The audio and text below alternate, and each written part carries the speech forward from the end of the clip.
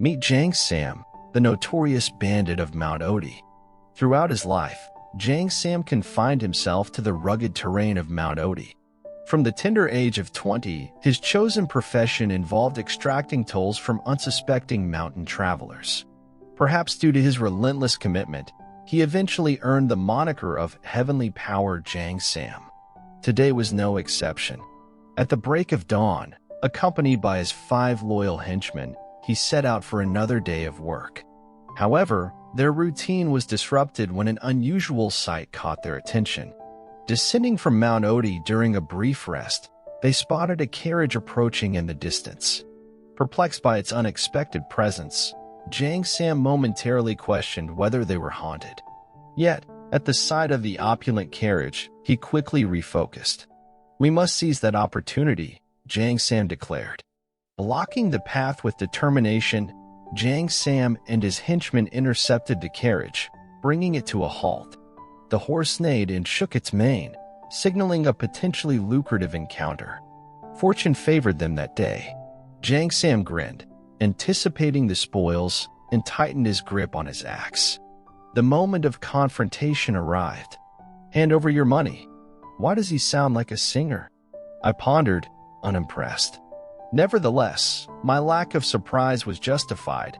I had weathered various challenges during my 7-year tenure as a hunter. Still, there was an unsettling undertone.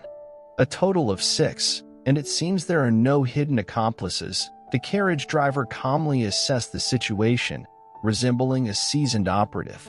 Can I trust this middle-aged man? His nonchalance in such a situation intrigued me. It happens occasionally, though it's a first in this area, he explained. Messing with someone from Murim near the Jean family's territory is practically suicidal. Who are these people? Intrigued by his relaxed demeanor, I contemplated stalling for time. Despite my elevated status as a hunter, uncertainty shrouded my standing in the Murim world. 6 against 1, or rather, 6 against 2 including the driver.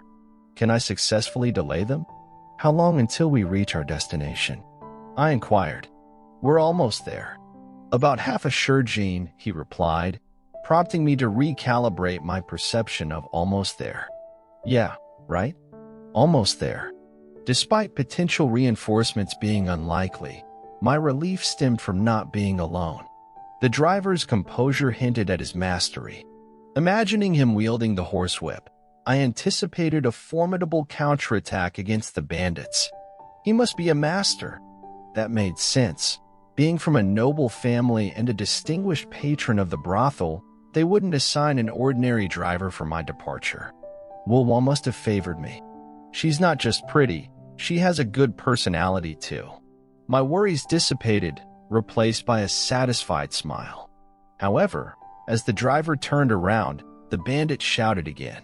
Bastards! Are you not listening to Heavenly Power? As I peered through the carriage window, a burly man wielding a double-edged axe appeared. Observing his imposing figure, my initial confidence wavered. The driver, holding back his laughter, remarked, "He's like a one-day puppy." How audacious. Amused by the bandit's audacity, I couldn't help but think of a masterful intervention by the driver.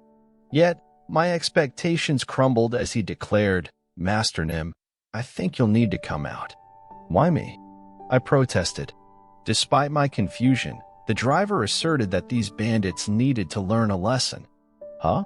What happened to handling it yourself? In an unexpected turn of events, the driver revealed my identity as Jean Mukyung, the renowned Jean family's second master.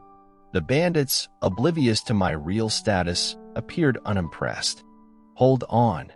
I'm Jean Taekyung, not Mukyung, I corrected. A cold breeze swept through as the driver stared at me, realizing his error. The once confident gaze now reflected a loss of certainty. What master? Releasing his wrist, which felt as fragile as a chicken's bones, I distanced myself from the driver's all-talk demeanor. Haha. The bandits laughed, and I broke into a cold sweat. I'm really unlucky. My attempt to bring up the concept of death resulted in a mere gulp. Nervously eyeing the bandits, I contemplated the seemingly insurmountable odds. I'd rather face 6 goblins. How can I win against these intimidating figures? Or can I? A sudden realization struck me. Despite their formidable appearance, the bandits shared a peculiar resemblance to goblins. They looked just like goblins? Caught off guard, I snapped back to reality as an axe flew toward me. Desperately shouting for a pause, the axe stopped, falling awkwardly to the ground. Maybe I can survive? Reflecting on my 7 years as a hunter, goblins stood out as the most common adversaries. My weapon of choice, the spear, served me well against their attacks. Observing the bandits, I noticed their physical resemblance to goblins. Perhaps the chief bandit, Jang Sam, embodied the chief goblin, and the others were weaker versions. I can do this. Definitely. With newfound confidence, I approached them, shortening the distance. The bandits, perplexed by my unexpected resilience, fell one by one. Now, let me breathe.